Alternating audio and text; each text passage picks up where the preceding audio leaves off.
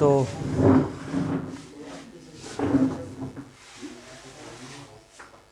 आज की शुरुआत करते हैं अपने अगले अध्याय। और आज का अध्याय है अधिनियम, क्योंकि हमें सबसे पहले पढ़ना है 1909 का मार्ले मिंटो सुधार।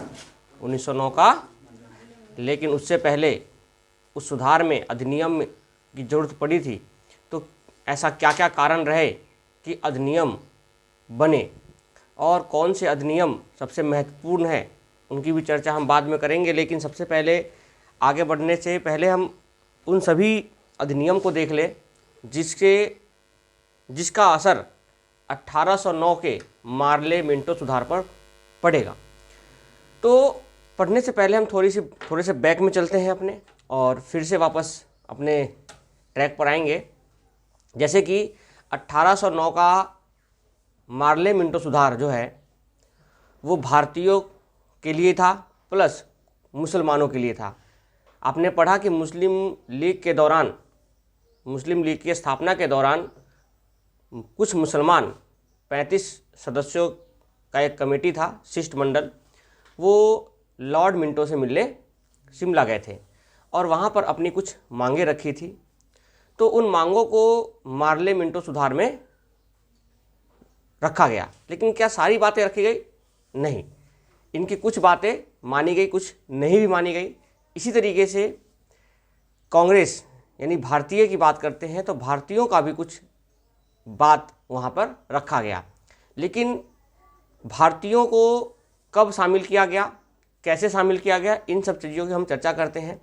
तो सबसे महत्वपूर्ण जो दो अधिनियम है वो है भारत परिषद अधिनियम 1861 और 1892। यानी भारत परिषद अधिनियम 1909 पढ़ने से पहले हमें पढ़ना होगा 1861 और 1892 के कुछ अधिनियम, जिससे हम पीछे की बातों को आगे रिलेट कर पाएंगे और हम ये देख पाएंगे कि किस तरीके से ब्रिटिश सरकार भारतीयों के लिए काम कर रही थी या मुसलमानों के लिए काम कर रही थी। क्या हमने आज जो संविधान अपनाया है, क्या ऐसा हुआ कि उन्होंने बना दिया और हमने मान लिया? आज भी संविधान के अंदर बहुत सारी ऐसी बातें हैं जो अधिनियम बनाए नहीं गए थे, लोगों ने उनको क्या करके मान के समाज में किसी तरीके से वो किसी न किसी रूप में उस चीज़ को मानते हैं। आज बताओ, आज आपके घर पर कोई गेस्ट आते हैं तो क्या आप उनको पानी पिलाते हो ना? तो क्या ये कहीं लिखा हुआ है कि ये रूल है कि गेस्ट आएंगे तो पानी पिलाना? नहीं। लेकिन आदत ऐसी बन गई कि हमें उन चीज़ों को मानना पड़ेगा। आपको पता है कि हर जगह के धर्म जाति, जब हमने सती प्रथा पढ़ा था तो कहीं पर कुछ नियम थे, कहीं पर कुछ नियम थे। तो ये जो विभिन्न नियम कानून है ना, ये बनाए तो गए थे, लेकिन कुछ लोगों ने धर्म के लिए, अपने समाज के लिए और अपने जीवन में उसको उपयोग करने के दौरान सारी चीज़ें चलती चली गई और बनती चली गई। और इसी से 1861 अधिनियम और 92 का अधिनियम जुड़ा हुआ है। 1809 का जो अधिनियम मार्ले मिंटो सुधार है वो भी पढ़ेंगे। आपने देखा होगा कि जब भारत आज़ाद हुआ तो उस समय जब संविधान लागू हुआ तो क्या संविधान को पूरी तरीके से बदलने का क्या पॉसिबिलिटी थी पूरी तरह बदलने का, कि पूरा संविधान को बदल दिया जाए नए तरीके से? नहीं, क्योंकि जो लोग जिस चाल में ढल रहे थे, रूप में ढल रहे थे, उनको अचानक बदलना मुश्किल था। क्या एक ट्रेन चलती हुई ट्रेन को तुम किसी दूसरी पटरी पर बिना किसी सहयोग के उठा कर रख दोगे? क्या कर दोगे? नहीं। बिना ट्रैक चेंज किए हुए नहीं। तो ट्रैक चेंज करने में टाइम लगता है। हमारी सोच को, हमारी जितनी भी चीज़ें हैं संविधान के अंदर, हिस्ट्री के अंदर, ये सभी चीज़ों को कहीं ना कहीं एक ट्रैक है। आप उस ट्रैक को धीरे धीरे आप चेंज करेंगे तो आप वहाँ तक पहुँच जाएंगे, लेकिन अचानक चेंज करेंगे तो नहीं पहुँचेंगे। तो 1809 का जो अधिनियम है वो भी इन दो अधिनियम से जुड़ा हुआ है, क्योंकि उसी समय दिल्ली दरबार भी लगता है। मुसलमान और कांग्रेस में फूट चल रहे हैं, नरम दल और गरम दल दोनों अलग हो चुके हैं। अगर हम स्थिति की बात करें 1809 से पहले, अगर हम 1809 से पहले अगर हम स्थिति की बात करें भारत की, तो कैसी स्थिति है? सबसे पहली स्थिति तो क्या है कि कांग्रेस का विभाजन हो चुका है ना। किसका विभाजन हो चुका है? अच्छा सॉरी, 1909। कांग्रेस का क्या हो चुका है? कांग्रेस का विभाजन हो चुका है। दूसरा, मुस्लिम लीग और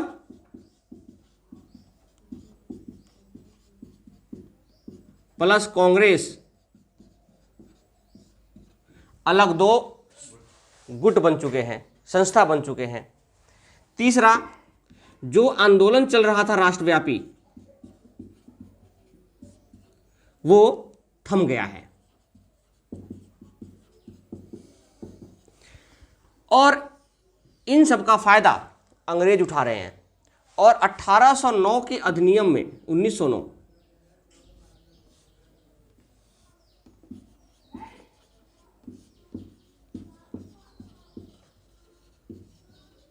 अभी तक मैं 1809 भी बोल रहा था क्या मैं?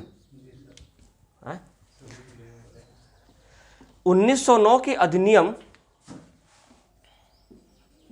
1909 के अधिनियम जो मार्ले मिंटो सुधार अधिनियम है, उसमें इन सभी का कहीं ना कहीं अंग्रेज फ़ायदा उठाते हैं। क्योंकि देखो, अगर आप दब रहे हो तो आपको दबाने की कोशिश सभी करते हैं। तो उस समय भी मुस्लिम लीग अलग हो चुकी थी, कांग्रेस में फूट डल चुका था। कांग्रेस के दो दल बन चुके थे, नरम दल और गरम दल। जहाँ पर नरम दल को अंग्रेज सपोर्ट कर रहे थे, गरम दल को सपोर्ट नहीं कर रहे थे, उनको जेल में डाले जा रहे थे। क्योंकि उनको पता है कि अगर गरम दल है तो हमें भारत से कहीं ना कहीं हमारी संस्था को, या भारतीय चीज़ जो हमारी ब्रिटिश सरकार है उसको संस्था चलाने में या उनको चीज़ें करने में कहीं ना कहीं टाइम लगेगा। तो इन सभी चीज़ों की जिक्र करते हुए 1909 के अधिनियम, जो 1909 का जो अधिनियम है वो बनाया जाता है। और उस नियम को बनाने से पहले हमें पढ़ना है भारत परिषद अधिनियम 1861 और दूसरा पढ़ना है हमें भारत परिषद अधिनियम 1892। ये दो अधिनियम हमें सबसे पहले पढ़ने होंगे, क्योंकि हम इस जगह पर जाने से पहले, इस 1909 के अधिनियम को समझने से पहले इन दो अधिनियम को समझना बहुत ज़रूरी है। क्योंकि यहाँ पर अगर अधिनियम की बात करेंगे तो कितने भारतीय हैं, कितने मुस्लिम हैं, कितने गैर सरकारी हैं, ये सभी चीज़ों की चर्चा हम यहाँ पर करेंगे। तभी जाकर हम पता कर पाएंगे कि कितने लोग यहाँ पे और शामिल हो सकते हैं भारत में, या क्या कुछ नियम कानून नए बनाए गए हैं। तो इससे पहले हम बात करते हैं 1861 की। 1861 का समय वो है जब 1857 की क्रांति के बाद 1857 की क्रांति के बाद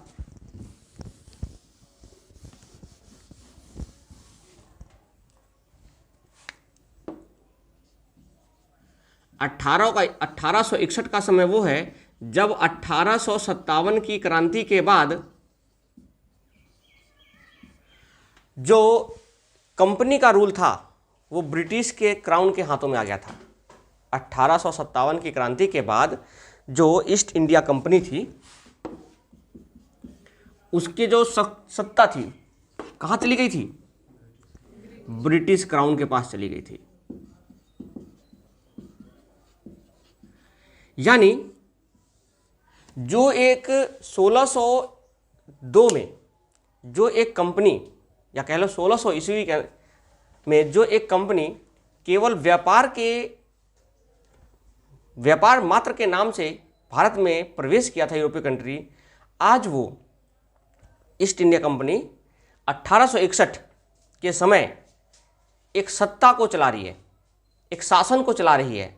और ईस्ट इंडिया कंपनी ने उस चीज़ को ईस्ट इंडिया कंपनी का जो कंपनी था लोगों का समूह का, उसको ख़त्म करके कहाँ डाल दिया गया? ब्रिटिश क्राउन विक्टोरिया के हाथों, महारानी विक्टोरिया। यानी ईस्ट इंडिया कंपनी को ख़त्म करके, उसकी सत्ता ख़त्म करके कहाँ चला गया? पूछा जाता है किस अधिनियम के दौरान ईस्ट इंडिया कंपनी की सत्ता ब्रिटिश क्राउन में चली गई? तो कौन सा है वो? 1861 का अधिनियम। यानी 1857 के पहले जो कानून था वो किसके अंदर था? ईस्ट इंडिया कंपनी के अंदर। लेकिन 1861 के बाद जो कंपनी का जो शासन है वो कहाँ चला गया? ब्रिटिश क्राउन, ठीक है, ब्रिटिश के राजा के पास चला गया। अब 1861 का ये समय है। इससे पहले की बात करते हैं तो क्या क्या चीज़ें हुआ, ये चीज़ें समझने की जरूरत है। आपको पता है 1773 का रेगुलेटिंग एक्ट, 1773 का, इसके अंदर क्या हुआ? इसके अंदर जो बंगाल का गवर्नर था, बंगाल का, उसको बंगाल का गवर्नर जनरल बना दिया गया। बंगाल का, ये ध्यान रखना, ये सब चीज़ें संबंधित है। कैसे कैसे पोस्ट चेंज हो रहे हैं, पहले कौन से आदमी हैं, फिर कौन से व्यक्ति आएंगे, ये सभी चीज़ें आपको लाइन बाई लाइन याद रखोगे, तब जाकर 1809 का 1919 का जो अधिनियम द्वैध शासन होगा, वहाँ पर आप चीज़ों को देखोगे ना तो आपको पूरा सिनेरियो समझ में आ जाएगा। तो बंगाल के गवर्नर को क्या बना दिया गया? बंगाल का जनरल। दूसरा 1833 का चार्टर एक्ट, इसके माध्यम से क्या बनाया गया?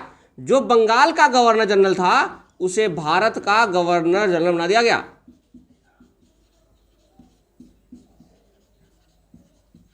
जनरल बना दिया गया। यानी 1773 के रेगुलेटिंग एक्ट में क्या बना दिया गया? बंगाल का गवर्नर जनरल, यानी बंगाल का गवर्नर से बंगाल का गवर्नर जनरल, और भारत का गवर्नर से भारत, मतलब बंगाल के गवर्नर जनरल से भारत का गवर्नर जनरल। और साथ ही साथ अगर हम बात करें तो 1861 के अधिनियम के बाद जो भारत का गवर्नर जनरल था उसको बना दिया गया वायसराय। यानी ये 3 फेज आपको ध्यान रखने हैं। कौन कौन से फेज? बंगाल से, बंगाल का, और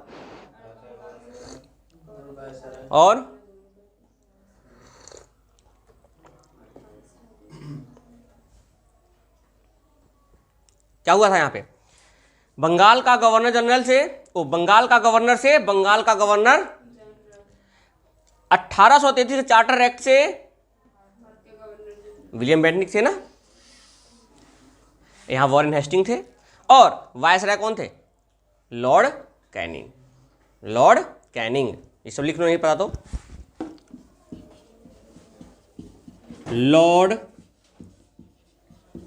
कैनिंग। भारत का गवर्नर जनरल विलियम बेंटिक।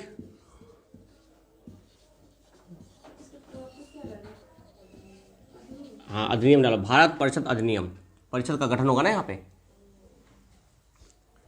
और यहाँ थे वॉरेन हेस्टिंग।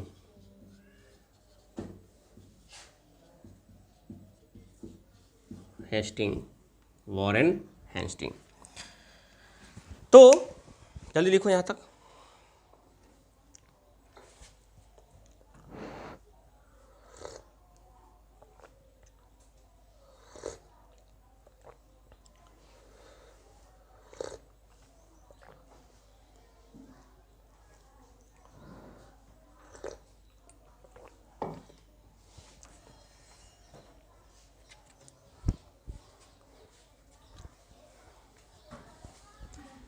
तो भारत परिषद अधिनियम 1861 और 92 से आने से पहले, देखो पीछे जब जाओगे तो ये इसका सिनेरियो पूरा पूरा आपको समझ में आ जाएगा।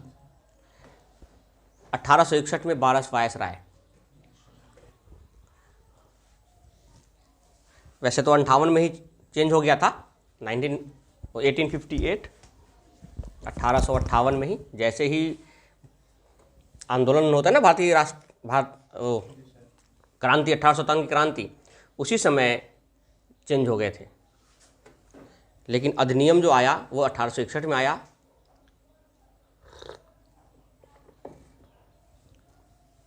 हो गया। चलो देखो, इसके अंदर तो और भी बातें हुई, जैसे 1773 में, इस टर्म को हम यूज कर लेते हैं क्योंकि आगे हम पढ़ेंगे तो इसको कहीं ना कहीं आएंगे। चलो देखो, 1773 में जब बंगाल का गवर्नर जनरल बना, क्या बना, तो इसके अंदर दो प्रांत को और से वो कर दिया गया। एक तो बंबई को और दूसरा मद्रास। यानी बंबई प्रेसिडेंसी और मद्रास प्रेसिडेंसी को भी कौन कंट्रोल करेगा? यानी कोई भी नियम कानून अगर बनता है तो उसमें कौन शामिल रहेगा? बंगाल का गवर्नर जनरल। आपको याद है मैंने पढ़ाया था कि जब मराठों के साथ युद्ध हो रहा था, तो अंग्रेज जो मराठा साम्राज्य, जो मराठा थे वहाँ पे, और जो अंग्रेज मुंबई के थे, उन्होंने आपस में सहमति बना ली थी, एक संधि कर ली थी, और जिसकी वजह से बंगाल के गवर्नर जनरल ने ये बात ब्रिटेन के कोर्ट में उठाई थी, संसद में उठाई थी, है कि नहीं? तब जाकर उसकी बातों को माना नहीं था। क्यों? क्योंकि यहाँ पर समय कुछ ऐसा चल रहा था कि लोग अगर मराठों का साथ नहीं देते ये मुंबई प्रेसिडेंसी के लोग, तो फिर दिक्कत हो जाती। तो उस समय की बात है, तो वो समय यही है कि जो बंगाल का गवर्नर जनरल था, उसके कंट्रोल में बंबई का जो प्रेसिडेंसी है वो भी, और मद्रास का प्रेसिडेंसी है वो भी कहाँ मिला दिया गया? बंगाल के पास। अब देखा, ध्यान देना, आपने एक शब्द सुना होगा केंद्रीकरण, नाम सुना है ना? और एक होता है विकेंद्रीकरण, नाम सुना है? क्या होता है? हाँ मुस्कान, केंद्रीकरण और विकेंद्रीकरण क्या होते हैं? धीरज, ये सब जुड़े हुए हैं। ये सब अगर अर्थ नहीं पता होगा तो क्वेश्चन का जवाब कैसे करोगे आप सब? केंद्रीकरण मतलब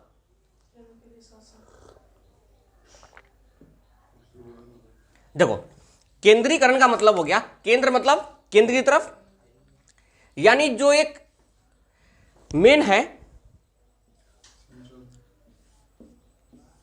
सारी की सारी शक्ति इसके अंदर है।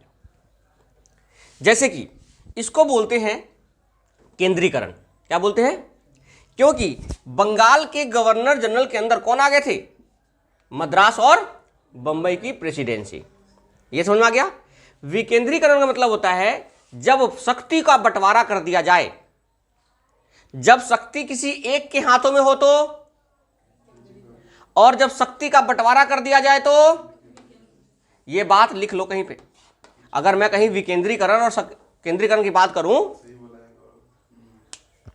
तो शक्ति का केंद्रीकरण मतलब कि शक्ति का एक व्यक्ति के अंदर, यानी एक गुट के अंदर, एक संस्था के अंदर अगर निहित कर दिया जाए तो उसको बोलते हैं केंद्रीकरण। और जब उसी शक्ति का बंटवारा विभिन्न विभिन्न जगहों पे कर दिया जाए तो उसको बोलते हैं क्या? विकेंद्रीकरण।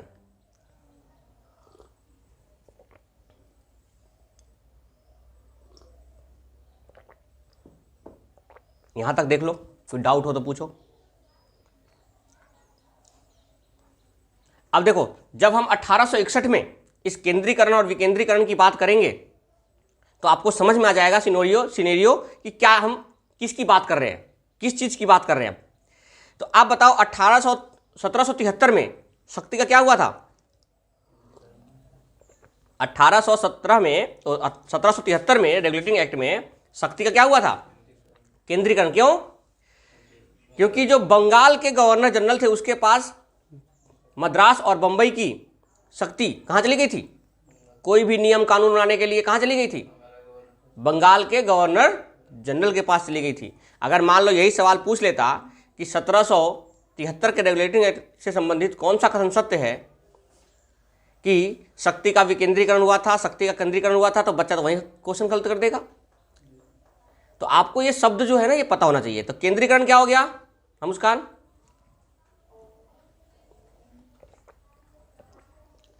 केंद्रीकरण जब सत्ता एक के पास चला जाए, शक्ति का बंटवारा ना होकर शक्ति किसी एक के पास हो तो क्या होगा? क्या अगर सारी चीजें अगर केंद्र सरकार के पास चली जाए तो राज्य के पास कुछ बचेगा? नहीं। लेकिन कुछ चीजें ऐसी है जो शक्ति का केंद्रीकरण राज्य के पास है, कुछ शक्ति का केंद्रीकरण केंद्र सरकार के पास है, ठीक है ना। तो जो हम सूची पढ़ते हैं आज, देखो ये सब चीजें पहले से चलती आ रही थी, धीरे धीरे उसको अप्लाई किया गया, ठीक है ना, कि शक्ति का पहले बंटवारा कैसे करना है, शक्ति का विकेंद्रीकरण कब करना है, शक्ति का जो केंद्रीकरण है वो कब करना है। तो ये बात समझ में आ गया। तो अब बताओ यहाँ पे शक्ति का केंद्रीकरण हुआ 1773 में। अब क्या हुआ, धीरे धीरे जब समय बीतता जाएगा तो हम 1861 के पास पहुंच गए हैं। कब? 1861। यानी 1857 की क्रांति के बाद अगर बात करते हैं तो जो शासन है वो कहां से कहां पहुंच गया? ईस्ट इंडिया कंपनी से कहां पहुंच गया? ब्रिटिश क्राउन के पास। महारानी विक्टोरिया वहां उस समय की थी प्रिंसेस कौन? महारानी। तो जब विक्टोरिया, आपको पता है मैंने बताया कि जब मुस्लिम लीग का गठन होने से पहले जब 1857 क्रांति हुई थी तो अंग्रेजों ने किसका साथ दिया था, मतलब किसकी तरफ ज्यादा झुकाव हो गया था? अंग्रेज, मुस्लिम या हिंदू? 1857 की क्रांति के समय जो झुकाव था वो किसकी तरफ था? हिंदू की तरफ था और मुसलमानों की तरफ नहीं था। लेकिन धीरे धीरे वही हिंदू मुसलमान का राष्ट्रवाद देखने लगे तो मुस्लिम तरफ झुकाव हो गया और फिर उन्होंने बंटवारा कर दिया कि फूट डालो और राज करो, यानी बांटो और राज करो। तो उसी का प्रक्रिया देखो, क्या एक दिन में हुआ ऐसा? क्या किसी के मन में अचानक आया कि नहीं अब इनको बांट दो? कहीं ना कहीं परिस्थितियां पहले से पनप रही थी। और जब वो शक्तियां पहले से पनपती है ना, तो पनपते समय उन बातों को ध्यान रखना होता है कि अगर हम इसका अगर सही से पनपने का जो रीजन अगर खत्म नहीं करेंगे तो आगे चल के हमारे लिए खतरा भी मंडरा सकता है, खतरा भी बढ़ सकता है। और वही धीरे धीरे 1909 तक पहुंच गया। अब क्या हुआ देखिए 1861 में, तो 1861 के अधिनियम में, तो 1861 के भारत परिषद अधिनियम में, अधिनियम 1861 के भारत परिषद अधिनियम में महारानी विक्टोरिया ने, जब 1857 की क्रांति खत्म हुई थी तो महारानी विक्टोरिया ने भारत के लोगों से बहुत सारे वादे किए कि हम आपके लिए एक नए कानून बनाएंगे, नई संस्था बनाएंगे जिसमें आपको हम शामिल करेंगे, जिसमें हम आपको क्या करेंगे? शामिल करेंगे। इस तरीके से यहाँ पर बातें हुई। लेकिन सबसे पहला उन्होंने क्या किया काम? देखो ऐसा तो नहीं है कि बोल दिया और तुरंत बना देंगे।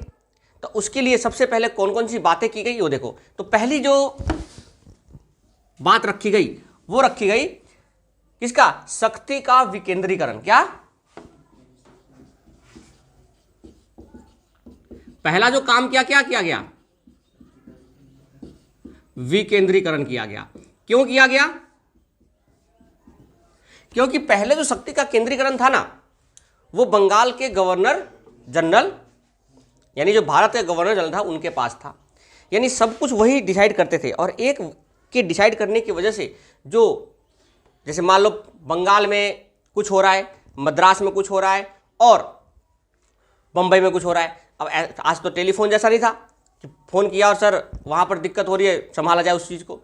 तो वहाँ पर अंग्रेज़ों को दिक्कत क्या हो रही थी, जो 1857 की क्रांति जगह जगह भड़क रहे थे, आज यहाँ हो रहा है कल वहाँ हो रहा है, तो वही चीज़ें अंग्रेज़ों के साथ हो रहा था कि जब इन्फॉर्मेशन पहुँचता वहाँ पर तब तो वहाँ 2 दिन या 3 दिन लेट हो जाता था। तो अंग्रेज़ों ने सोचा कि इस चीज़ का अगर हम पहले जो हमने केंद्रीकरण किया था, अगर हम उसका विकेंद्रीकरण कर दें तो हमें चीज़ें क्या रहेगा? फ़ायदा मिलेगा। क्यों? अब बताओ, मान लो मैं आपको भेजता हूँ कहीं कहीं और, आप समझना, मैं राजा हूँ, मैं आप सभी को कहीं ना कहीं भेजता हूँ, ठीक है। मेरे पास कोई साधन नहीं है बिना गुप्तचर के। अगर मुझे कोई संदेश पहुँचाना होगा आपके पास तो मैं यहाँ से किसी को भेजूंगा, मैं यहाँ से किसी को भेजूंगा। ये पहले की बात कर रहे हैं, अभी की बात नहीं कर रहे सिनेरियो की। ये नहीं कि बैग उठाया चल दिए। पहले घोड़े जाते थे, लोग पैदल निकल जाते थे, घोड़े पर जाते थे, तांगे से जाते थे, है ना, तो वहाँ पर उनको जाते जाते समय लगता था। तो पहले शक्ति का केंद्रीकरण होने से अंग्रेज सरकार को बहुत नुकसान भी हो रहा था। केंद्रीकरण तो कर दिया था कि भाई एक के पास सत्ता रहेगा तो हम उसके जिम्मेदार वो होंगे, लेकिन धीरे धीरे वो सत्ता धीरे धीरे वो कहीं ना कहीं आपको असर दिखा रही थी। और 1858 के समय उस शक्ति का विकेंद्रीकरण कर दिया गया। अब विकेंद्रीकरण करने से क्या हुआ कि जो मद्रास और बंबई है वो अब स्वतंत्र हो गए, मतलब अपने निर्णय को लेने के लिए। क्योंकि आपको पता है कि पूरे इतिहास के अंदर अगर हम बात करते हैं तो 3 प्रेसिडेंसी ही सबसे अधिक फेमस रही, और अंग्रेजों की 3 प्रेसिडेंसी ने ही पूरे भारत को कंट्रोल कर रखा था। कौन कौन सी? बंबई, मद्रास और बंगाल, है ना। तो इसमें क्या हुआ, शक्ति का विकेंद्रीकरण हुआ। तो लिख दो, शक्ति के विकेंद्रीकरण में क्या हुआ? विकेंद्रीकरण का मतलब क्या होता है? शक्ति का बंटवारा। शक्ति का बंटवारा क्या हुआ? शक्ति का बंटवारा। जो मद्रास और बंबई है, लिख लो ये सब बातें, मद्रास और बंबई,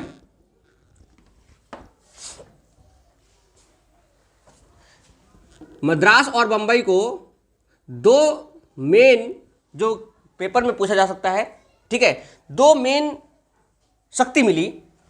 एक तो मिली विधि बनाने की। विधि को हमेशा याद रखना, विधि का मतलब होता है कानून। क्या? तो एक मिल गया इनको कानून बनाने की, कि हाँ भाई मद्रास और बंबई के जो प्रेसिडेंसी के जो गवर्नर है वो क्या बना सकते हैं, अब कानून बना सकते हैं वहां के लिए, ठीक है। वहां के लिए क्या बना सकते हैं? अगर वही कानून बनाएंगे, जैसे मान लो जहां का कोई गवर्नर है उसको बोल दिया गया सिंपल सी मद्रास और बंबई के प्रेसिडेंसी के लिए कि जो जहां का गवर्नर है अपना वहां के हिसाब से कानून बनाएगा, ठीक है। तो पहला उनको कानून बनाने गया।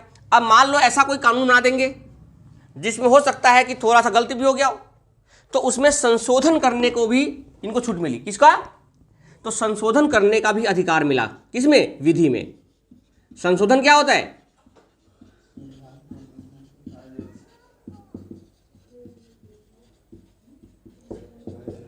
संशोधन करने का मतलब होता है जो आपने काम कर लिया, यानी जो आपने कानून बना दिया, उसमें अगर कोई छेड़छाड़ करना हो, उसमें कुछ चेंजेस करना हो, उसको क्या बोलते हैं? संशोधन। लेकिन क्या संशोधन कोई अकेला कर लेगा? नहीं, यहां पर सहमति से भी था, लेकिन यहां पर इनके पास जो क्षमता मिली, इनको जो शक्ति मिली, वो क्या मिली? 2, विधि बनाने की और संशोधन करने की। और इसमें एक तो ये ध्यान रखना शक्ति का विकेंद्रीकरण में, दूसरा इसी एक्ट के तहत 1862 में, देखो हम पढ़ रहे थे परिषद अधिनियम। क्या पढ़ रहे थे? यानी यहां पर अब परिषद का गठन होगा। आपने विधान परिषद का नाम सुना है? विधानसभा, विधान परिषद जो राज्य में होते हैं। तो ये विधान परिषद जो है ना, परिषद का मतलब होता है एक ऐसी कमेटी, लोगों का कमेटी जो केवल राज्य के लिए काम करता है। विधान परिषद क्या पूरे राज्य में, पूरे देश के अंदर है? नहीं, कुछ ही राज्यों में सीमित है। जैसे बिहार में क्या है? विधान परिषद भी है और विधान सभा भी है। तो उस समय परिषद का गठन हुआ। तो लिखो पहला 1862 में बंगाल विधान परिषद। किसका गठन हुआ? बंगाल के विधान परिषद की। फिर हुआ 1866 में उत्तर पश्चिमी प्रांत का विधान परिषद।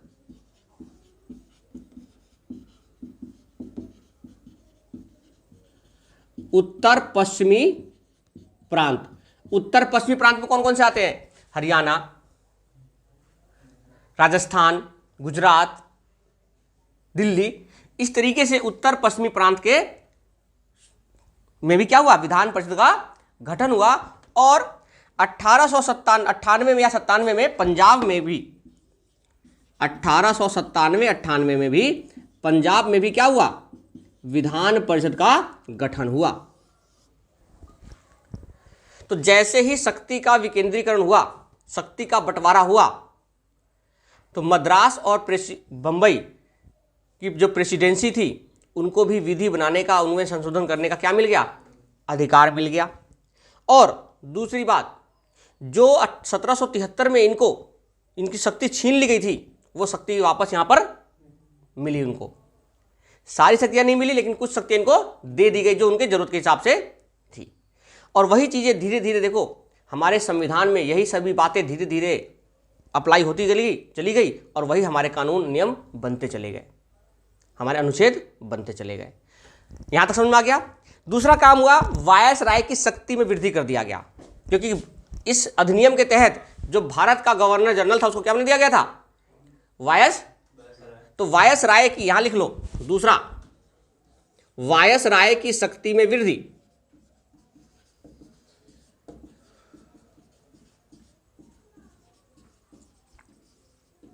जब तक आप वायसराय के बारे में नहीं जानोगे, क्योंकि आगे से जो भी काम पड़ेगा कौन है, वायसराय। अगर आप वायसराय की शक्ति नहीं पढ़ोगे कि वायसराय क्या क्या काम कर सकता है, तो 1809 के अधिनियम में क्या वो वायसराय जो लॉर्ड मिंटो थे, क्या वो कुछ बना सकते थे, नहीं। यानी उनमें क्या क्या शक्ति में वृद्धि हुई, यानी पहले क्या शक्ति थी नहीं थी उसकी बात कर लेंगे, लेकिन सबसे पहले वृद्धि किस किस शक्ति में हुई, तो लिखो पहली शक्ति वृद्धि, नए प्रांत का गठन कर सकते थे। क्या कर सकते थे ये नए प्रांतों का गठन कर सकते थे।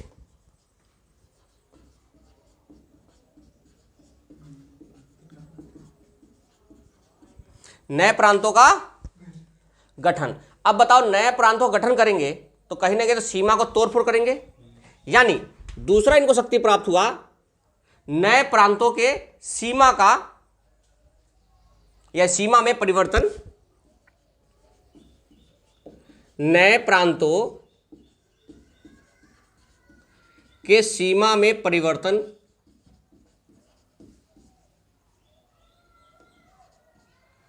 तीसरा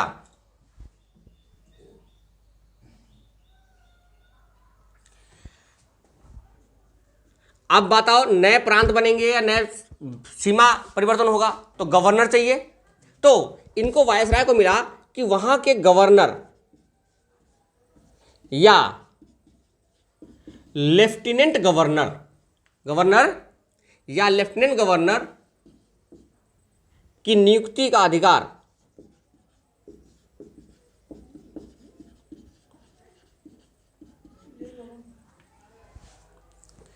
नियुक्ति का अधिकार। क्यों भाई, अब मान लो वायसराय बना, तो वायसराय के पास कौन कौन शक्ति मिली, तो वायसराय के पास शक्ति मिली नए प्रांतों गठन करने का, भाई जो वायसराय बनेंगे वो नए प्रांत गठन करेंगे। दूसरा क्या मिला इनको, नए प्रांतों की सीमा में परिवर्तन कर सकते हैं, भाई प्रांत बनाएंगे तो सीमा में कहीं ना कहीं तो परिवर्तन करना पड़ेगा, क्योंकि बिना सीमा में परिवर्तन नए प्रांत कैसे बना देंगे। अगर नए प्रांत बनाएंगे तो वहां पे गवर्नर भी चाहिए, यानी गवर्नर या लेफ्टिनेंट गवर्नर की नियुक्ति का क्या मिला, अधिकार भी मिला। सबसे मेन जो मिला उनको वीटो पावर,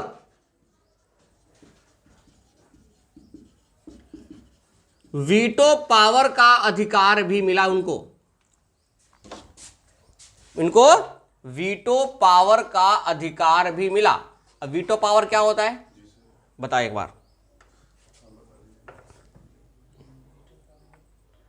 वीटो पावर, देखो ये शब्द ऐसे हैं जो अगर कहीं आते हैं पॉलिटी के अंदर या हिस्ट्री के अंदर तो आपको ये पता होना चाहिए ताकि आप उसका स्टिक जवाब दे सको, ठीक है ना। या आप जो ऑप्शन आते हैं तो उन चीजों को आप कर सकते हो। क्या होता है वीटो पावर? वीटो पावर का मतलब होता है,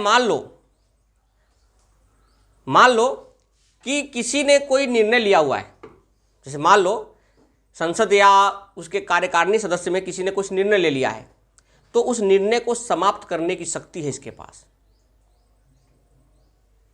निर्णय को लिख लो एक बात, निर्णय को समाप्त करने की शक्ति, निर्णय को समाप्त करने की शक्ति, निर्णय को समाप्त करने की शक्ति क्या कहलाता है? वीटो पावर, वीटो पावर कहलाता है। यानी वायसराय को सबसे अधिक जो शक्तिशाली अधिकार मिला, एक ये मिला, एक और मिलेगा अभी, ठीक है। तो ये सारे उसके शक्ति में वृद्धि की गई थी। पहले ये नहीं कर सकते थे। पहले अगर नए प्रांत बनाने हो तो पहले संसद जाइए, पहले ब्रिटेन संसद, वहां पे प्रस्ताव पारित होगा, आफ्टर दैट वो चीज फ्लो में आएगा। फिर नए प्रांत का सीमा अगर चेंज करना हो किसी भी चीज का, या कोई प्रांत का सीमा बढ़ाना हो या घटाना हो, तो संसद चलिए। इसलिए जब भी पहले कोई काम होता था तो कहाँ होता था? ब्रिटेन के संसद में। लेकिन धीरे धीरे वायसराय को कोई शक्ति दे दी गई कि आप भारत में है तो आप ब्रिटेन के संसद को परेशान ना कीजिए, आप यहीं पर अपना अधिकार कुछ लीजिए और उसको आप सुलझाइए। इसीलिए वायसराय को धीरे धीरे अधिकार दिए गए। आज देखो, क्या कुछ अधिकार राष्ट्रपति को दिए गए हैं, कुछ अधिकार प्रधानमंत्री को दिए गए हैं, कुछ राज्यपाल को दिए गए हैं राज्य के प्रति।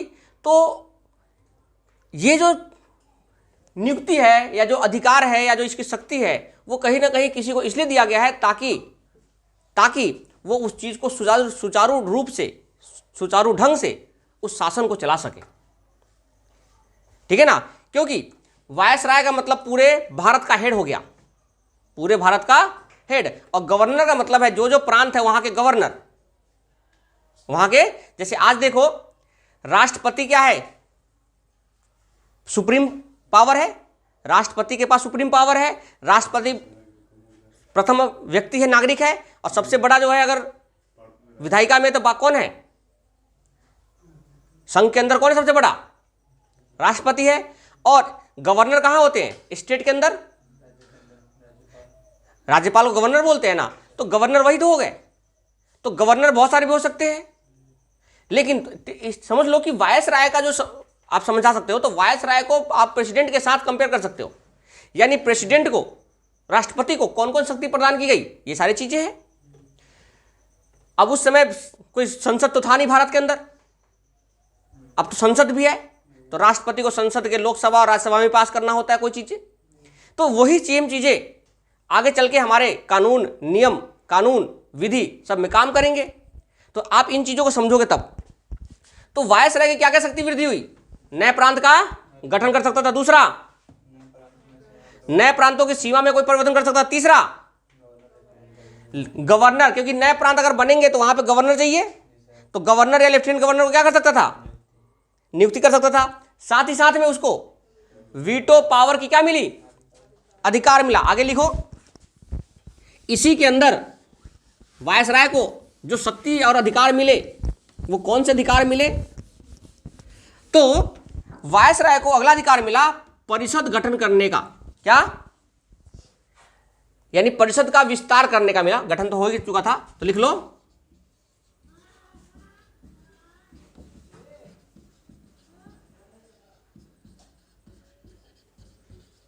परिषद को विस्तार करने का अधिकार।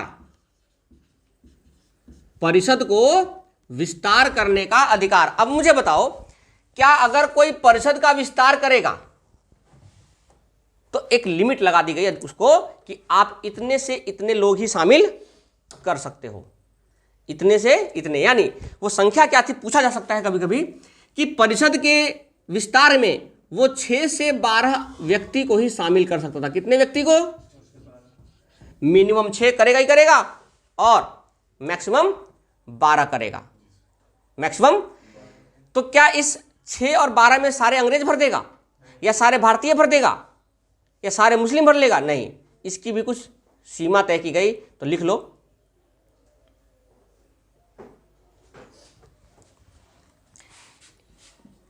एक बट्टे दो सदस्य, 1/2 सदस्य गैर सरकारी होंगे। कैसे होंगे? यानी जो सरकार के अंदर कार्यरत नहीं होंगे, चाहे वो भारतीय हो, ठीक है। भाई उसमें भारतीय की बात करें तो हिंदू मुस्लिम तो थे नहीं उस समय, तो आप भारतीय लिख लो। तो गैर सरकारी मतलब कौन? भारतीय। क्योंकि उस समय सरकार के अंदर क्या थे? सारे ब्रिटेन, अंग्रेज थे। आगे लिखो, ठीक है, चलो मिटा दो इसको। चलो एक और चीज लिख लो। तो क्या क्या मिल गया, प्रांत बन गया, प्रांत में सीमा परिवर्तन कर लिया, उसके गवर्नर को नियुक्त कर दिया। नियुक्ति करने के बाद मान लो किसी गवर्नर ने क्या बना रखा है, कोई निर्णय ले लिया अपने राज्य अपने प्रांत के लिए, तो उसको समाप्त भी कर सकता था, वही उसको वीटो पावर मिला। और समाप्त करने के बाद हो सकता था वो उसमें परिषद का विस्तार कर दे, भाई आपने निर्णय लिया है, हम आपके सदस्य में एक और चीज ऐड कर देंगे, आप ऐसे चीजों को समझो। तो उन्होंने परिषद का विस्तार करने के लिए अधिकार मिला उनको, परिषद का विस्तार करने के लिए। तो वहां पर कितने परिषद को ऐड कर सकते थे वो, 6 से 12। कितने परिषद, 6 से 12। और जब 6 से 12 लोगों को करेंगे तो क्या सारे के सारे ब्रिटेन के होंगे या सारे के सारे अंग्रेजी होंगे? नहीं, सारे के सारे नहीं होंगे, यानी आधे गैर सरकारी होंगे। यानी भारतीयों की बात कर रहे थे, यानी पहली बार अब भारतीयों का यहां पर एंट्री होना तय है। लिखो आगे। और जब परिषद का विस्तार करेंगे तो अध्यादेश जारी करने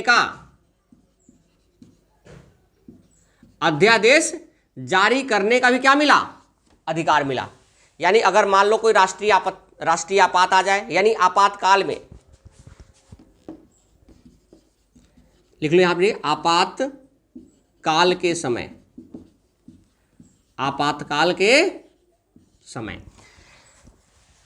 जब आपातकाल लगता है तो कुछ अनुच्छेद ऐसे होते हैं हमारे जो निरस्त हो जाते हैं, है ना। उस समय आप करोगे तो आपका जो बातें हैं वो आपको नहीं सुनी जाएगी, ठीक है ना। तो आपातकाल के समय किसकी बात ज़्यादा चलती है, राष्ट्रपति की। किसकी? तो उस समय भी अगर अध्यादेश जारी करने का जो अधिकार था वो किसके पास चला गया, वायसराय के पास। और कम से कम ये 6 महीने तक अध्यादेश जारी, 6 महीने तक, 6 मंथ तक ये लगा के रख सकता था, उस अध्यादेश को जारी कर सकता था, ठीक है। समझ में आ गई चीजें। तो ये वायसराय के अध्यादेश का मतलब होता है कोई ऐसी बातें कहना, ऐसी चीजें करना जो उस समय आपातकाल के समय चाहिए, ठीक है। जैसे अपने यहाँ भारत में 3 आपातकाल लगाए, 3 आपातकाल है, राष्ट्रपति। तो ये वायस समझ लो, मैंने क्या कहा, वायसराय को आप राष्ट्रपति समझो, कि जो वायसराय की पोस्ट है ना, उसको आजकल राष्ट्रपति के पद से ही आप चीजों को बना सकते हो, कि पूरे देश को कंट्रोल कौन कर रहा है। लेकिन कुछ वायसराय, देखो वायसराय का शक्ति कुछ अलग था और राष्ट्रपति की जो पावर है वो कुछ अलग है, लेकिन अगर आप कंपेयर करना चाहो तो दोनों को एक साथ आप कर सकते हो, ठीक है। तो वायसराय की शक्ति में क्या क्या वृद्धि हुई, नए प्रांत, सीमा में परिवर्तन, गवर्नर, लेफ्टिनेंट गवर्नर, साथ में उनको नियुक्ति का अधिकार हो सकता था गवर्नर ने, और नए गवर्नर को वीटो पावर का अधिकार मिला। वीटो पावर क्या होता है, कुछ किसी भी निर्णय को समाप्त करने का अधिकार है। मान लो किसी लेफ्टिनेंट गवर्नर ने किसी प्रांत में कोई निर्णय ले लिया तो उसके निर्णय को निरस्त करने का अधिकार किसके पास है, खत्म करने का अधिकार वायसराय को दे दिया गया, ठीक है। अब उसको संसद में जाने की जरूरत नहीं है, अब उसको संसद में जाने की जरूरत नहीं है। साथ ही परिषद का विस्तार करने का अधिकार मिला, कि भाई अगर ज्यादा दिक्कत आ रही तो आप लोगों को और शामिल करो, लेकिन उसमें क्या कर दिया गया कि आधे क्या होंगे, गैर सरकारी होंगे, ठीक है। चलो अब देखो इसमें क्या हुआ, अंग्रेजों ने और क्या कहा इस अध्यादेश में। तो पहला क्या हुआ, शक्ति का विकेंद्रीकरण। क्या हुआ पहला, शक्ति का विकेंद्रीकरण। दूसरा, वायसराय की शक्ति का विस्तार मिला, यानी 2 बातें तो समझ में आ गया। तीसरा लिखो, सहयोग की नीति, यानी उन्होंने सहयोग की नीति अपनाई।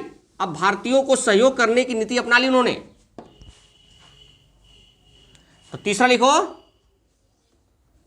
सहयोग की नीति।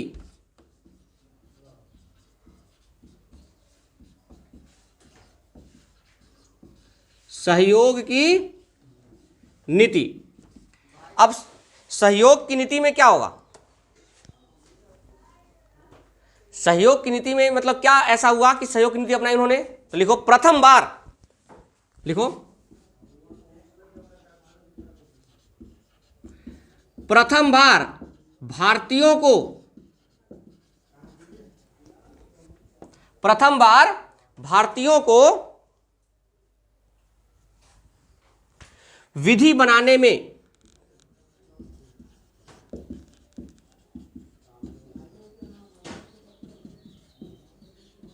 शामिल किया गया।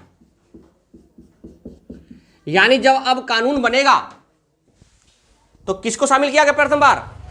पूछा जा सकता है कि प्रथम बार कानून बनाने के समय, कानून बनाने के लिए भारतीयों को कब शामिल किया गया? 1861 के अधिनियम में। 1861 का अधिनियम पढ़ रहे ना, तो उसी के अंदर ये चीज हम समझ में आ गया कि 1861 के अधिनियम में पहली बार भारतीयों को विधि बनाने का अधिकार मिला। और लॉर्ड कैनिंग ने 3 व्यक्तियों को, 3 भारतीयों को इसमें शामिल किया था। उस समय वायसराय कौन था? Lord Canning.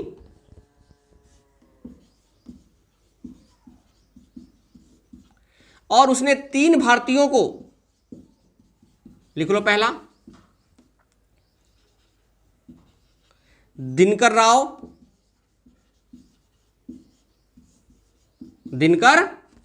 राव बनारस के राजा और पटियाला के राजा।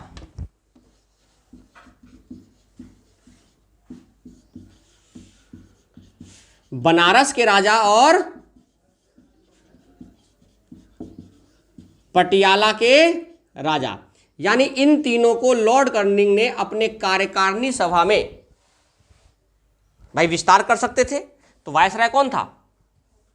तो उन्होंने 3 भारतीयों को समय शामिल किया। कौन कौन? दिनकर राव और राव दिनकर राव लिख सकते हो, या सर दिनकर राव लिख सकते हो। तो दिनकर राव और बनारस के राजा और पटियाला के राजा। ठीक है, आगे लिखो। केंद्रीय, चौथा बात लिख लो, तीसरा था ना, चौथा लिख लो। केंद्रीय कार्यकारिणी परिषद का गठन हुआ। केंद्रीय कार्यकारिणी परिषद। तो क्या केंद्रीय कार्यकारिणी परिषद में क्या हुआ? जो मेन केंद्र था, सेंटर, वायसराय, उन्होंने इसमें 4 से 5, कितना, जो पहले सदस्य 4 थे, कितने सदस्य थे पहले, अब उनको 5 कर दिया गया। कितना सदस्य कर दिया गया? और दूसरा, लॉर्ड कैनिंग थे उस समय वायसराय, तो लॉर्ड कैनिंग ने पोर्टफोलियो प्रणाली शुरू किया। यह पूछा गया है कितनी बार कि पोर्टफोलियो प्रणाली किसने शुरू किया? लॉर्ड कैनिंग ने।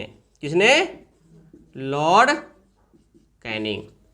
पोर्टफोलियो सिस्टम का मतलब समझते हो? प्रणाली का मतलब जो हमारे आज भारत में भी लागू है, पोर्टफोलियो सिस्टम, इसका मतलब है विभाग। पोर्टफोलियो का मतलब हो गया विभाग, प्रणाली। आप बताओ, आज शिक्षा विभाग है कि नहीं है? वित्त विभाग है कि नहीं है? चुनाव आयोग है कि नहीं है? विभाग ही है एक तरह से। तो विभाग प्रणाली भी आप इसको बोल सकते हो। यानी विभाग प्रणाली किसने शुरू किया? लॉर्ड कैनिंग ने। और जब केंद्रीय सरकार में चीजें बढ़ी, देखो जब विभाग बनाएंगे तो क्या सदस्य घटेंगे कि बढ़ेंगे? बढ़ेंगे। तो धीरे धीरे देखना अधिनियम आएंगे और सदस्य का बढ़ोतरी स्टार्ट हो जाएगा। अब 1809 तक पहुंचते, 1909 तक पहुंचते पहुंचते देखना आपको पता चल जाएगा कि अभी तक सदस्य कितने हैं। कितने थे पहले? अब एक सदस्य और बना दिया गया। ठीक है, और आगे लिखो, 2 बातें और लिख लो। मंत्रिमंडलीय व्यवस्था शुरू की गई, क्योंकि शिक्षा विभाग, अगर विभाग स्टार्ट होगा तो मंत्रिमंडल बनेगा। तो आप लिख लो मंत्रिमंडलीय व्यवस्था शुरू की गई।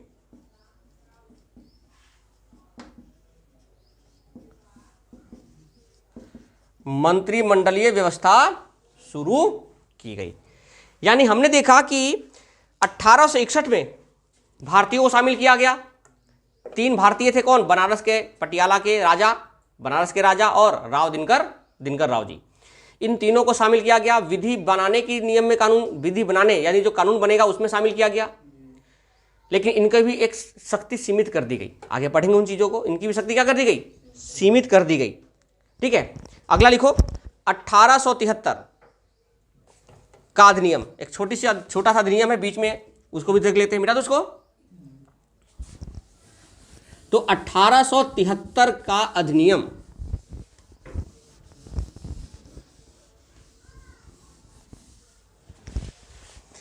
देखो 1873 में क्या हुआ, सबसे बड़ी घटना हुई। आपने देखा कि 1858-57 के बाद ईस्ट इंडिया कंपनी का जो शासन है वो कहाँ चला गया। तो क्या ईस्ट इंडिया कंपनी का सब कुछ अचानक खत्म कर दिया क्या, नहीं। उस अध्यादेश में जारी किया कि ईस्ट इंडिया कंपनी को कभी भी खत्म किया जा सकता है, क्योंकि अब शासन किसके पास है, क्राउन के पास। लिखो तो 1873 अधिनियम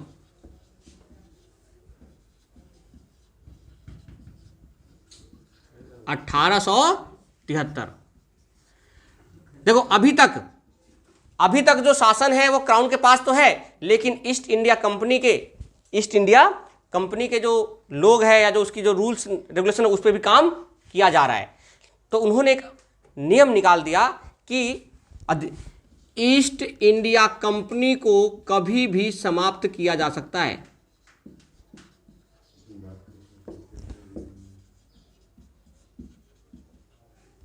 कभी भी समाप्त किया जा सकता है। ईस्ट इंडिया कंपनी को कभी भी समाप्त किया जा सकता है। तो पूछा जाता है एग्जाम में, किस अधिनियम में ये बताया गया था, 1800, लेकिन समाप्त कब किया गया ये पूछ लेगा। यानी पूरे के पूरे 1873 जो वो क्या ईस्ट इंडिया कंपनी की सत्ता है वो समाप्त कब की गई, तो 1 जनवरी 1884। लिख लो 1 जनवरी 1884 को ईस्ट इंडिया कंपनी को समाप्त कर दिया गया, यानी भंग कर दिया गया। ईस्ट इंडिया कंपनी को क्या कर दिया गया, भंग कर दिया गया, समाप्त और भंग कर दिया गया। ठीक है, इसके बाद 73 के बाद 76 में एक और अधिनियम आया, इसको बता दूं, इसका थोड़ा ध्यान रखना है, ये सब वहाँ पे काम आएंगे अभी। ठीक है, 1809 के अधिनियम में ये सारी चीज़ें वहाँ पर हम जब इनका जिक्र करेंगे कि वायसराय के पास क्या क्या शक्ति है, वो क्या काम कर सकता है, तभी ना वो कुछ निर्णय लेगा। बिना शक्ति का निर्णय ले लेगा क्या वो, तो जब तक हमें उसका शक्तियों का पता नहीं होगा वो निर्णय कैसे लेगा। तो उस शक्तियों को हम यहाँ पर पढ़ रहे हैं कि उस समय से क्या अब तक हो चुका है, कौन शामिल हो सकता है, नहीं हो सकता। भारतीयों को शामिल करना, तो कब हुआ भर्ती शामिल, तो पहली बार शामिल कब हुई, 1861 में, कब, विधि बनाने में। ठीक है, आपको पता है कि सिविल सर्विसेज भी स्टार्ट हो गई थी भारत में, सरकारी पद के लिए, IAS के लिए। तो वहाँ से भी चीज़ें क्वेश्चन बनता है, यानी भारत के कार्य जो वायसराय कार्यकारिणी है, एक तो अंदर सदस्य बनना और उसके सेवा में काम करना, वो दोनों अलग अलग हो गए। ठीक है, इसलिए हम यहाँ पर UPSC को या सिविल सर्विस को यहाँ पर नहीं लेके आ रहे हैं। ठीक है, चलो ये बताओ, सिविल सर्विस जो आप सरकारी नौकरी तैयारी कर रहे हो, ये कौन से भाग में है अनुच्छेद का, याद है किसी को, पूछ लेगा तब। आप लोग तैयारी कर रहे हो गवर्नमेंट जॉब की, आप लोग तैयारी कर रहे हो जो गवर्नमेंट जॉब की, और कौन से भाग में है अपना अधिकार, यानी कौन से भाग में है तो बताओगे, भाग 14 में। किस में है, भाग 14 में है। ठीक है, ये चीज़ ध्यान रखना है आपको। तो 1873 के अधिनियम के बाद आता है 1876 का शाही पद अधिनियम। 1876 का शाही पद अधिनियम। शाही पद का नाम से पता चल रहा है कि शाही पद का मतलब क्या है, एक ऐसा पद जो बिल्कुल शाही, राज घराने वाली। ठीक है, राजा महाराजा, याद करो मैंने बताया था दिल्ली दरबार 3 बार लगी थी, 76 में, 1901 में और 1911 में। ठीक है, 1 जनवरी को लगता था। तो शाही दरबार लिखो पहला, महारानी विक्टोरिया को इसी में लिखवाया था मैंने, फिर भी लिख लो, अधिनियम है ये। महारानी विक्टोरिया को भारत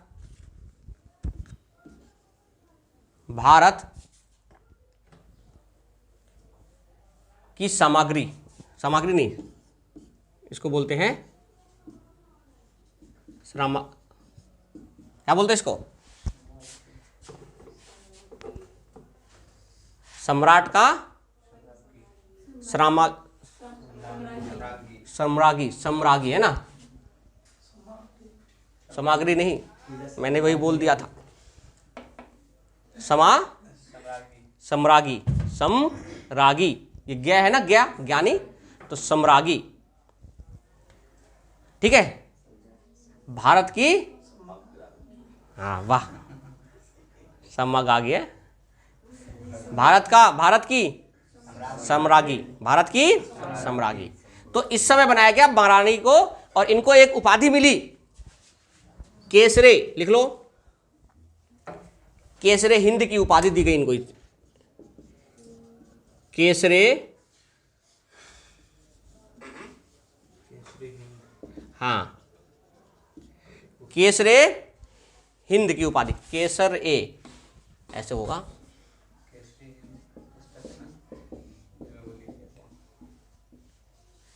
केसरे हिंद की उपाधि दी गई।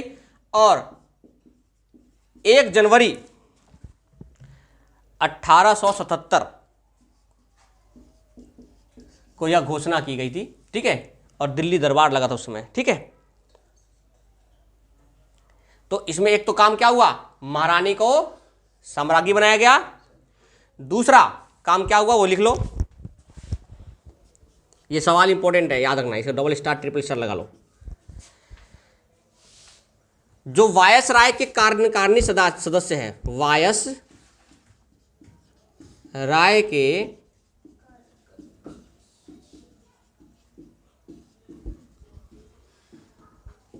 कार्यकारिणी सदस्य में, या कार्यकारिणी परिषद में लिख लो, सदस्य नहीं, परिषद में, जो उसका परिषद था ना, उसमें एक सदस्य और बढ़ाया गया,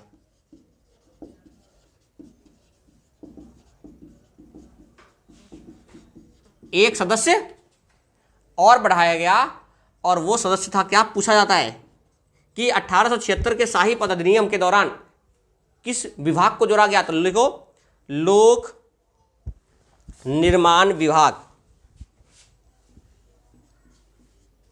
लोक निर्माण विभाग,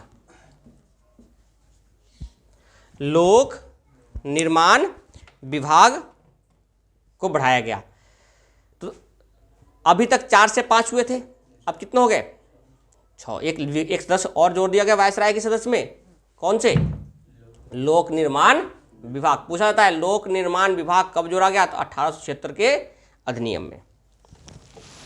यहां तक समझ में आ गया। चलो, तो ये हमारे 1861 के अधिनियम से जुड़े कुछ क्वेश्चन थे, कुछ हमारे इंफॉर्मेशन थे जो आपको ध्यान रखना है, जिसमें आपके एग्जाम के लिए इंपॉर्टेंट क्वेश्चन भी बन चुके हैं यहाँ तक अब तक। अब आता है भारत परिषद अधिनियम 1892। तो हेडिंग डालो, भारत परिषद अधिनियम 1892।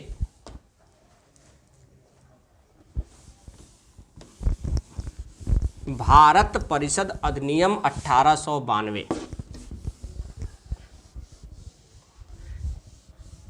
तो हमने देखा 1861 में कि किस तरीके से वायसराय की शक्ति में वृद्धि हो गई, उन्होंने भारतीयों को कैसे सहयोग करना शुरू कर दिया, शक्ति का विकेंद्रीकरण हो गया।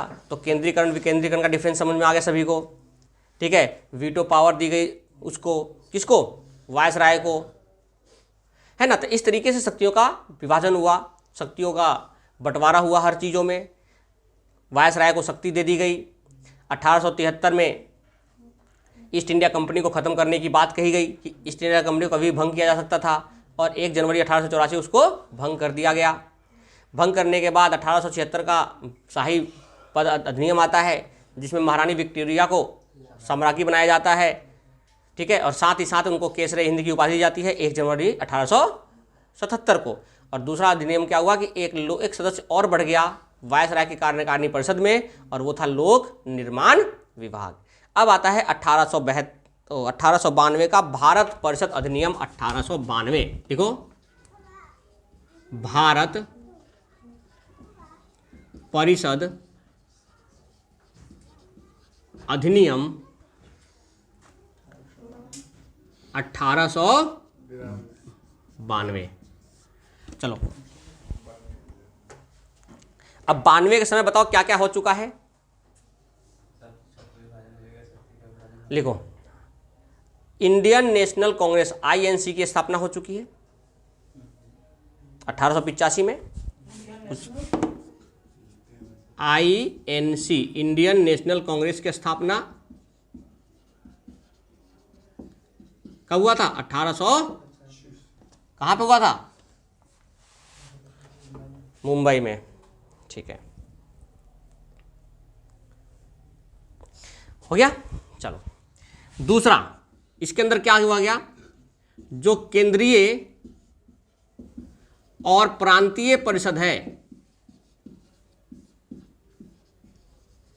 केंद्रीय और प्रांतीय परिषद है, उसमें सदस्यों की संख्या बढ़ा दी गई।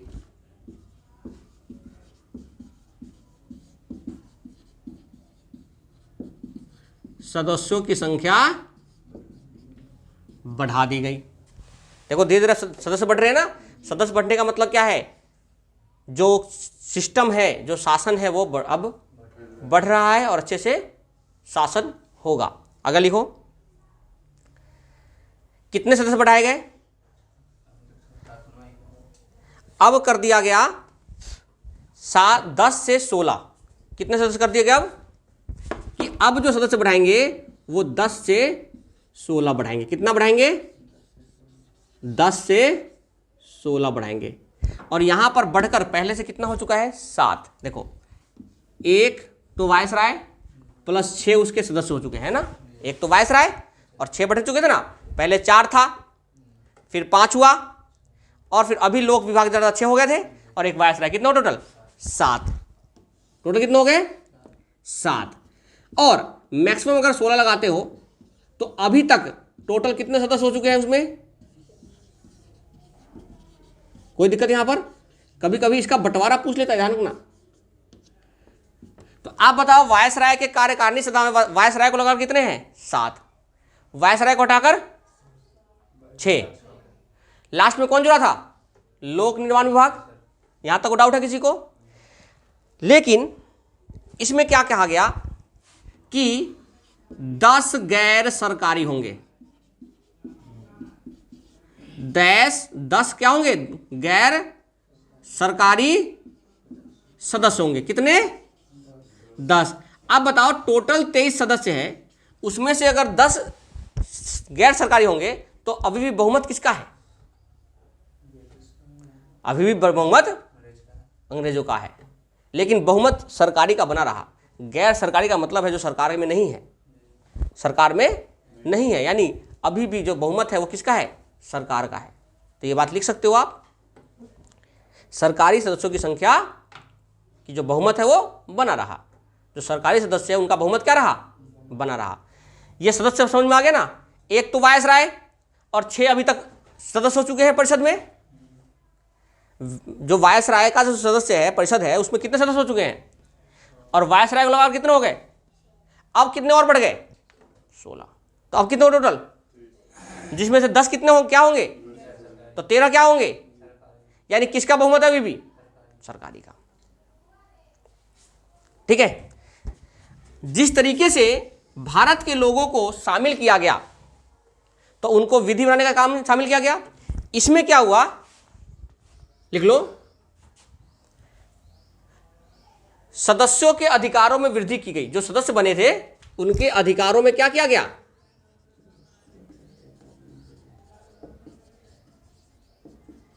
अधिकारों में वृद्धि किया गया।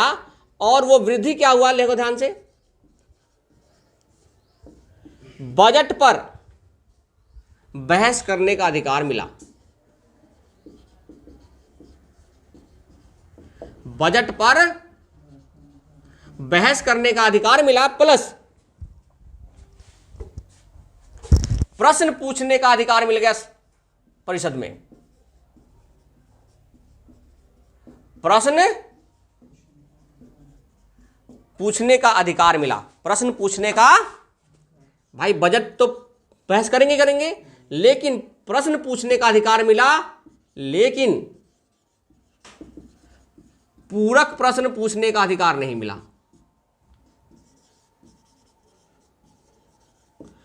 पूरक प्रश्न पूछने का अधिकार नहीं मिला।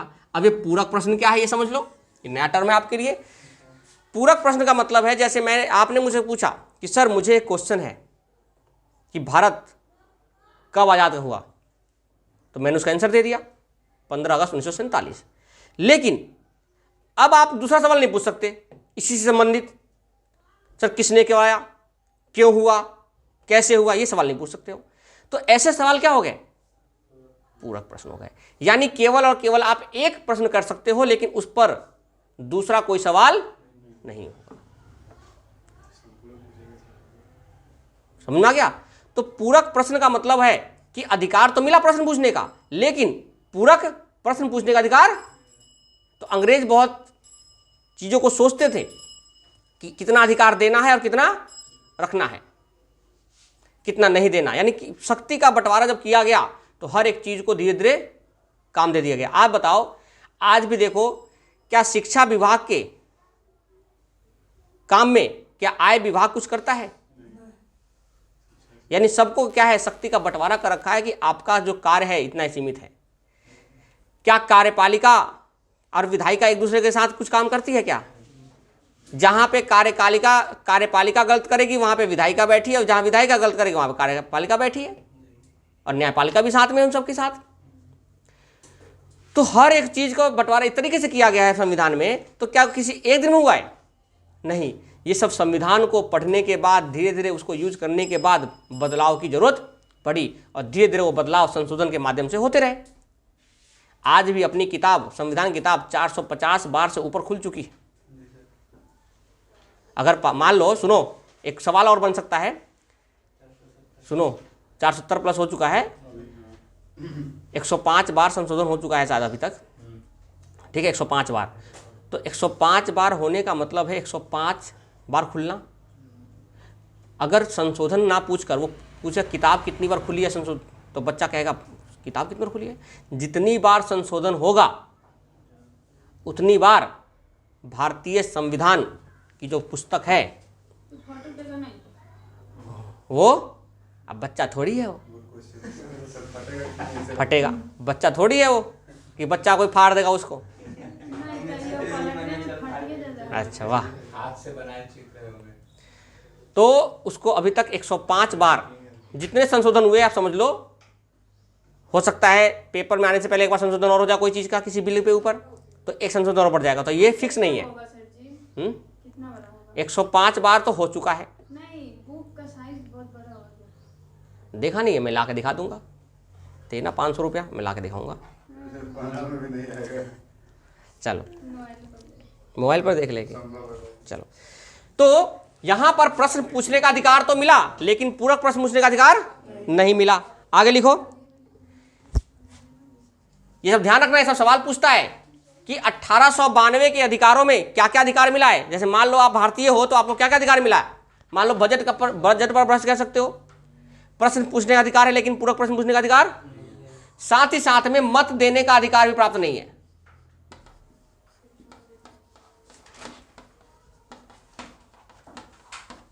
मत देने का अधिकार प्राप्त नहीं है, इनको मत देने का भी अधिकार प्राप्त नहीं है।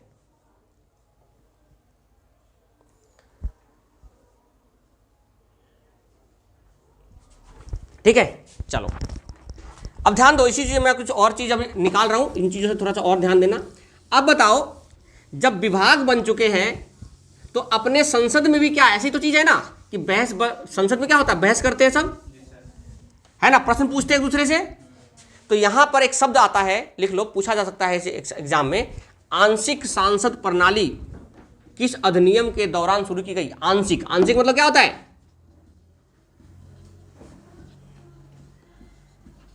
आंशिक संसदीय प्रणाली प्रारंभ की गई। आप बताओ आंशिक क्या होता है? आंशिक होता है छोटे रूप में, छोटे से शब्दों में, छोटा, यानी कुछ भाग। आंशिक मतलब क्या होता है? कुछ भाग। यानी जो संसद प्रणाली पूरी तरीके से लागू हुई है, हमारे भारत में लागू है, उसका आंशिक संसद प्रणाली कब शुरू हुआ था? 1892 के भारत परिषद अधिनियम में। ठीक है, तो आंशिक परिषद संसदीय प्रणाली का जो स्टार्टिंग है वो कहां हुआ? 1892 के भारत परिषद अधिनियम में। अब देखो, मत देने का अधिकार नहीं है, संसदीय व्यवस्था स्टार्ट हो गई है, तो विधानसभा में, या आप ये समझ लो राज्यसभा में लोगों का निर्वाचन कैसे होता है? वहां के सदस्यों का निर्वाचन प्रत्यक्ष की अप्रत्यक्ष? अप्रत्यक्ष, यानी सिफारिश पर। तो आप लिख लो परोक्ष, यहां लिख लो शब्द परोक्ष, लिखो परोक्ष निर्वाचन प्रारंभ हुआ। परोक्ष निर्वाचन प्रारंभ हुआ। और इस परोक्ष में क्या हुआ? परोक्ष का मतलब होता है सिफारिश, यानी सिफारिश से अब नियुक्ति स्टार्ट हो गई है उसमें। किसमें? भारत परिषद अधिनियम में, यानी केंद्रीय परिषद या प्रांतीय परिषद में किसकी सिफारिश स्टार्ट हो गई? अब सिफारिश स्टार्ट हो चुकी है अब, यानी परोक्ष निर्वाचन यहां शुरू हो चुका है। यानी पहली बार जो परिषद है उसमें सिफारिश होने लगी है। पहले सिफारिश नहीं होती थी, लेकिन अब क्या होगा? सिफारिश स्टार्ट हो चुकी है। अब देखो 1809 में सिफारिश तो लगाएंगे ना, इसको शामिल करना है, इसको शामिल करना है, थोड़ी चुनाव होगा। देखो अब समझ में आ रहा है लॉजिक। यानी 1809 में आने से पहले देखो, अब हम ये समझ चुके होंगे कि अब अगर किसी को शामिल किया जाएगा 1809 के परिषद में, तो किस अधिनियम पर किया जाएगा? 92 के अधिनियम पे। इसलिए 1809 को समझना बहुत जरूरी है। ठीक है, चलो, तो सिफारिश। अब देखो सिफारिश कौन कौन कर सकता है? एक तो वायसराय है, और दूसरा कौन है? प्रांतीय गवर्नर। कौन है? हाँ, यानी ये दो लोग सिफारिश कर सकते हैं, किसमें? परिषद में लाने के लिए।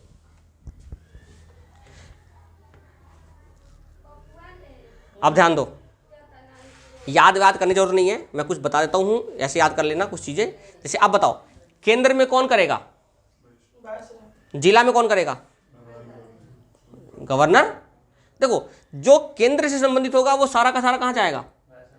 और जो जिला के संबंधित होगा, नगर पालिका होगा। समझ में आ गई चीजें? यानी वायसराय केंद्र में, लिख लो कुछ सीधे, केंद्रीय विधान परिषद में,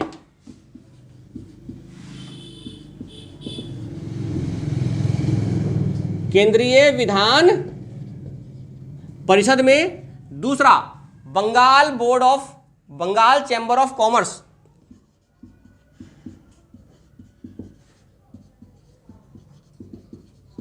Bengal chambers of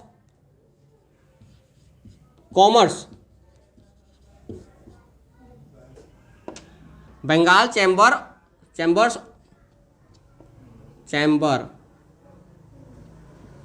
Bengal chamber of commerce, ये दो हो गया। इसके अंदर भी अगर इन दोनों की बात करेंगे तो गैर सरकारी, किसका? गैर सरकारी का करेंगे। ये किसका सिफारिश करेंगे? गैर सरकारी सदस्यों का क्या करेंगे? सिफारिश करेंगे। प्रांतीय गवर्नर क्या करेंगे? जिला बोर्ड, विश्वविद्यालय,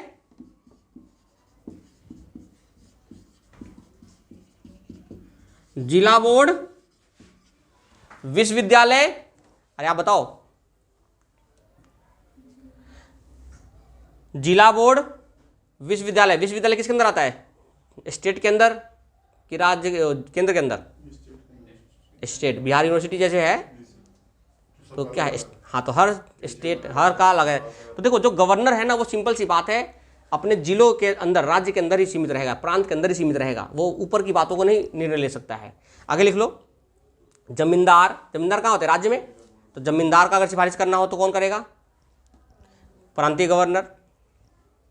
नगर पालिका तो यही आएगा। यानी ऐसे जितने भी राज्य से संबंधित होंगे वो कौन करेंगे? प्रांतीय गवर्नर करेंगे, और जो केंद्र में होगा वायसराय करेंगे। तो ये 1861 से लेकर 1892 तक के भारत परिषद अधिनियम के दौरान जो बातें हमने पढ़ा, ये सारे एग्जाम के लिए सबसे महत्वपूर्ण बिंदु हैं। प्लस इनको आपको समझना है, क्योंकि 1809 में इन बिंदुओं पर हम कुछ चर्चा करेंगे और वहाँ पर इसका हम यूज करेंगे तो आपको समझ में आ जाएगा, या वहाँ पर जो भी बातें यूज होंगी। भाई अब बताओ, वायसराय क्या, वायसराय केंद्रीय विधान परिषद में कुछ ना कुछ तो कर सकता है, गैर सरकारी का नियुक्ति, सिफारिश कर सकता है ना, परोक्ष निर्वाचन के थ्रू। तो यही 1809 में होता है। मुस्लिम लीग और कांग्रेस के बीच कुछ बातें होती हैं, तो इन अधिनियम को वहाँ पर मद्देनजर रखा जाता है। ऐसा नहीं है कि बिना मद्देनजर रखे कोई भी काम कर लेगा। तो जो नियम और कानून है वो कहीं ना कहीं बनाए गए पहले होते हैं, उन चीज़ों को हमें पालन करना होता है। समझ में की बात? जैसे कि कांग्रेस के लिए बताया गया था ना कि जो जहाँ पे अधिवेशन होगा वहाँ का कोई भी लोकल व्यक्ति, वहाँ का जो लोकल व्यक्ति है वो वहाँ पर क्या नहीं करेगा? अध्यक्षता नहीं करेगा। ये फिक्स था ना। तो ऐसे ही यहाँ पर भी बातें हैं कि जो वायसराय की शक्ति है उसकी भी कुछ शक्ति लिमिट है। ऐसा नहीं है कि वायसराय है तो उसको सारे चीज़ उसके मिला हुआ है। ओके, तो मिलते हैं फिर अगले अपने टॉपिक में। 1809 का मार्ले मिंटो सुधार, अच्छे से पढ़ना उस चीज़ को।